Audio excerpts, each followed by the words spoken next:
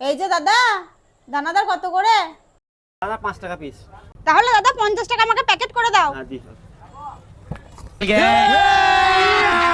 अभी मजा आएगा ना भिड़ो।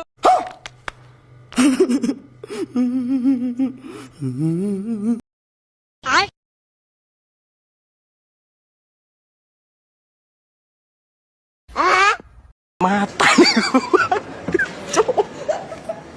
Mata nih gua, Pak. Picok. Mata. কি ব্যাপার দাদা, তুমি ওরকম করে দানাদার গায়ে চিনিগুলো ছাড়াচ্ছ কেন?